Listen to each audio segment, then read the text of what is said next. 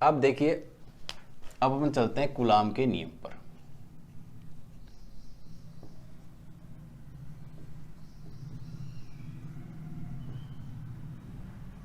Coulomb का नियम,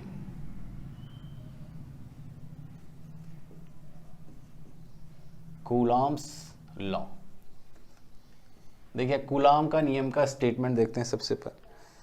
तो देखिए इसका स्टेटमेंट है, दो स्थिर बिंदुवत आवेशों के मध्य लगने वाला आकर्षण अथवा प्रतिकर्षण बल उन दोनों आवेशों के परिमाण के गुणनफल के समानुपाती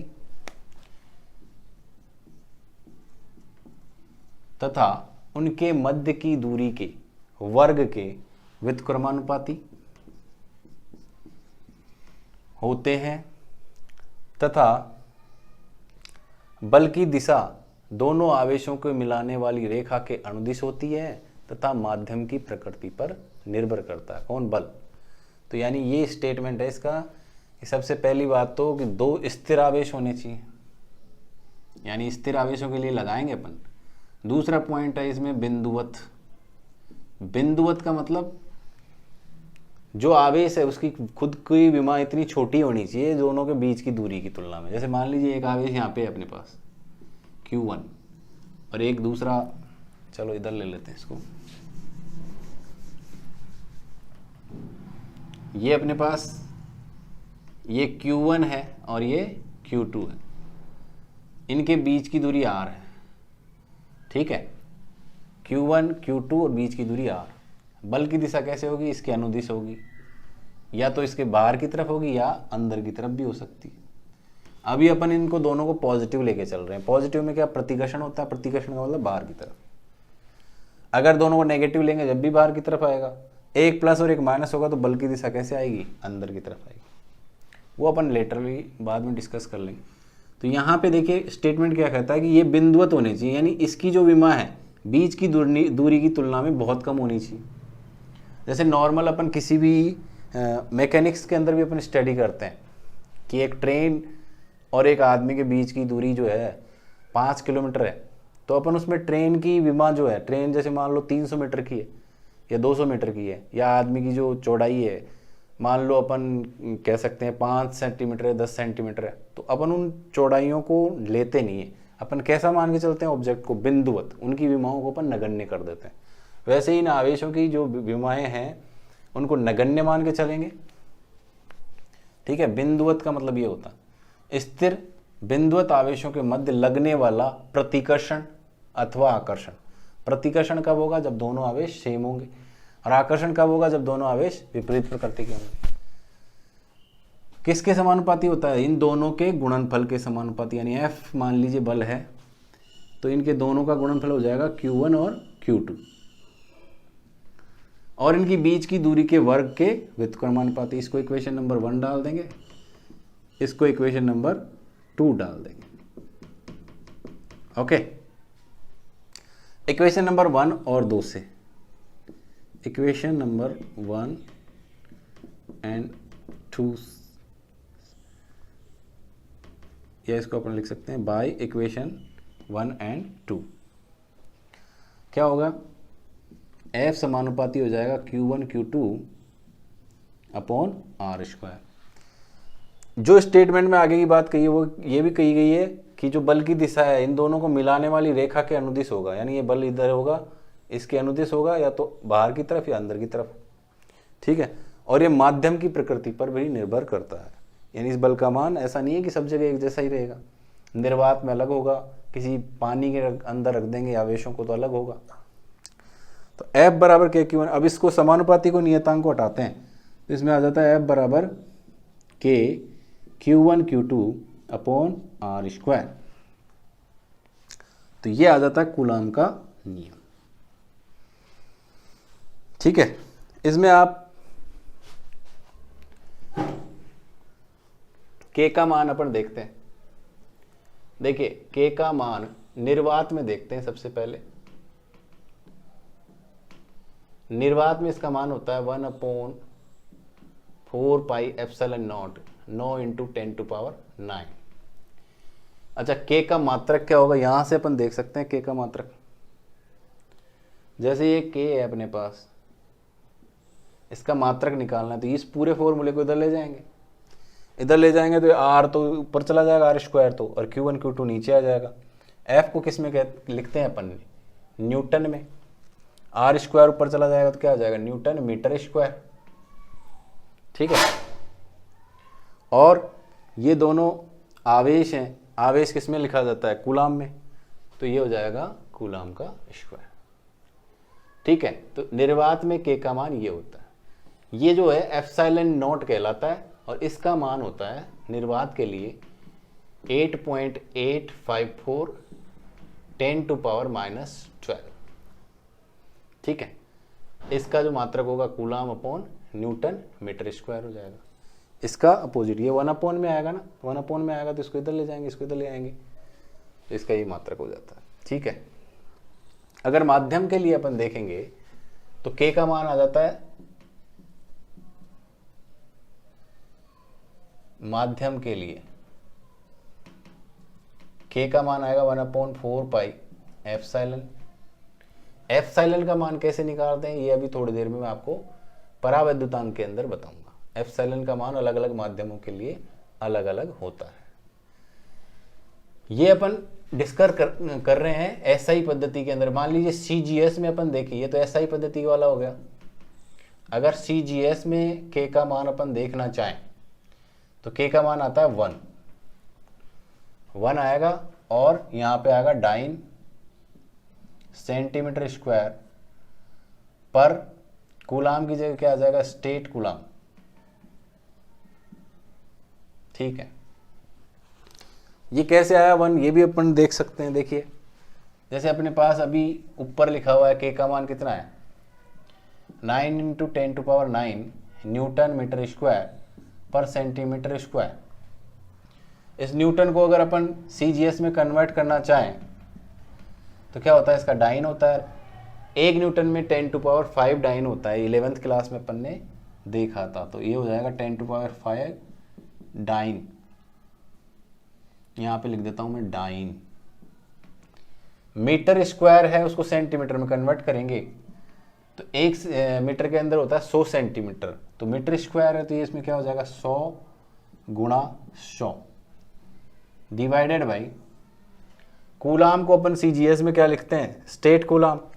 और 1 कूलाम के अंदर कितने स्टेट कूलाम होते हैं, 3 × 10⁹ तो ये 3 × 10⁹ का स्क्वायर हो जाएगा। ये डाइन सेंटीमीटर स्क्वायर पर स्टेट कूलाम हो गया। इसको आप कैलकुलेट कर लीजिए। देखिए ये 9 × 10⁹ × 10⁵ × 10⁴ डिवाइडेड बाई, ये स्क्वायर करेंगे तो 9 हो जाएगा, और 10⁹ का स्क्वायर क्या होगा, 10⁻18। अब यहाँ पे देखिए 9 ऊपर है, 9 नीचे कट जाएगा, यहाँ 10⁹ है, और ये भी 10⁹ ही हो गया, 9 9 18, ये भी 18, तो 1 आ जाएगा कि नहीं आ जाएगा, 1 डाइन सेंटीमीटर स्क्वायर पर स्टेट कूलाम।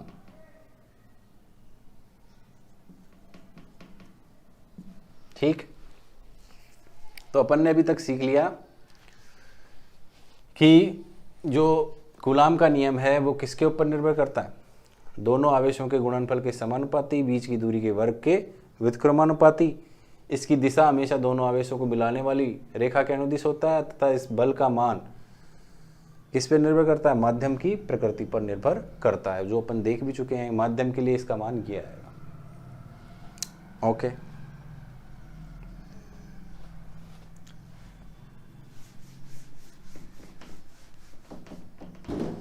तो यहाँ पे F का जो फॉर्मूला बन गया वो हमारे पास क्या बन गया, 1/4 pi epsilon not Q1 Q2 upon R square. निर्वात के लिए है ये, निर्वात के लिए अपन निर्वात भी लिख सकते हैं यहाँ पे, या इसको F0 से भी लिख सकते हैं। और इसकी दिशा जो है इस त्रिज्या यानी दोनों को मिलाने वाली रेखा के अनुदिश होती है, इसलिए इसका नाम R कैप लिख सकते हैं।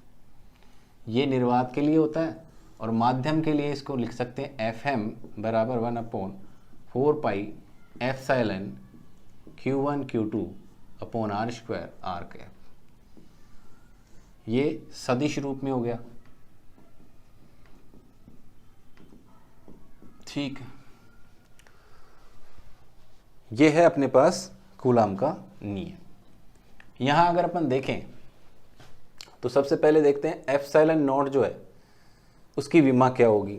तो इस फॉर्मूले से अपन देख सकते हैं, आपको मैंने फॉर्मूला बताया हुआ है कि फॉर्मूले से विमा कैसे निकालते हैं। जैसे इसमें देखिए आप, एप्सिलॉन नॉट की विमा देखनी है अपने को, तो F बराबर क्या है अपने पास, एप्सिलॉन नॉट की विमा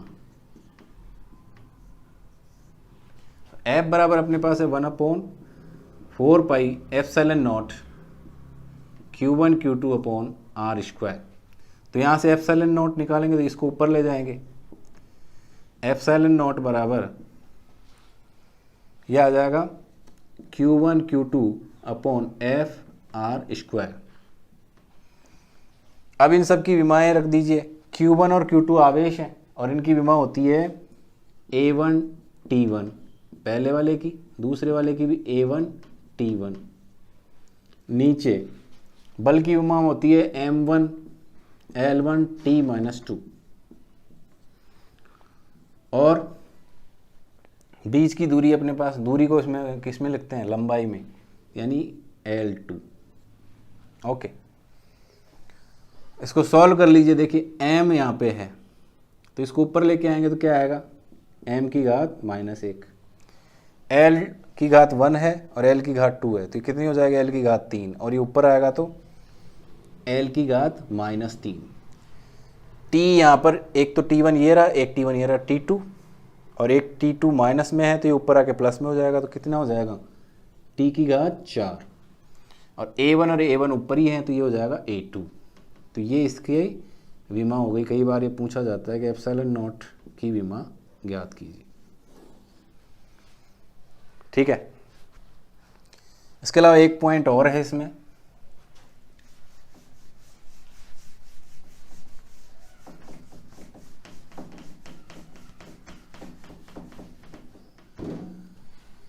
एक कूलाम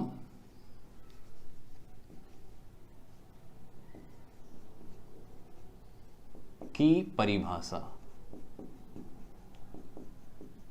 एक कूलाम की परिभाषा। तो देखो परिभाषा निकालने के लिए पहले अपन फॉर्मूला देखते हैं। F बराबर क्या है अपने पास, K Q1 Q2 upon R square. अगर मान लीजिए अपन Q1 Q2, यदि Q1 बराबर Q2 बराबर 1 कूलाम रख देते हैं, बीच की दूरी R बराबर 1 मीटर ले लेते हैं, तो F का मान कितना हो जाएगा, K का मान कितना होता है, 9 गुणा 10 की घात 9, और ये न्यूटन में आएगा क्योंकि बल का मान है। तो यहाँ से आप परिभाषा निकाल सकते हो। परिभाषा क्या होगी इसकी, यदि दो बिंदु आवेश परस्पर 1 मीटर की दूरी पर स्थित हों और उनके मध्य लगने वाला बल 9 गुणा 10 की घात 9 न्यूटन हो, तो उन आवेशों, दोनों आवेशों के परिमाण 1 कूलाम होंगे। ये 1 कूलाम की परिभाषा है, ठीक है। तो इस तरह से अपने पास कूलाम का नियम अपना खत्म होता है यहाँ पे। अब नेक्स्ट है इसमें कूलाम के नियम का सदिश निरूपण। कूलाम के नियम का सदिश निरूपण कैसे होता है देखिए।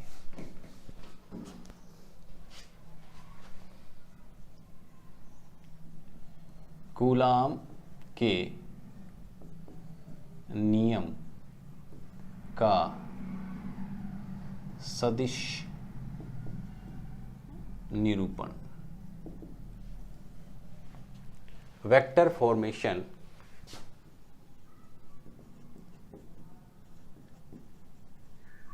Of coulombs law.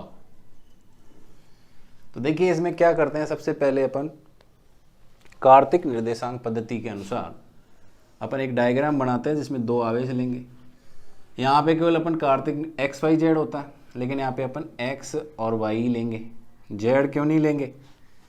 क्योंकि दो आवेश हैं। अब दो आवेश केवल 2D के अंदर ही हो सकते हैं, 3D में तो आ ही नहीं सकता। 3D जब आएगा जब 3 आवेश होंगे। तो अपने को केवल यहाँ पे एक्स वाई लेना है, वाई जेड ले लो, कुछ भी ले सकते हो। ये दो आवेश ले लिया अपन ने, ठीक है।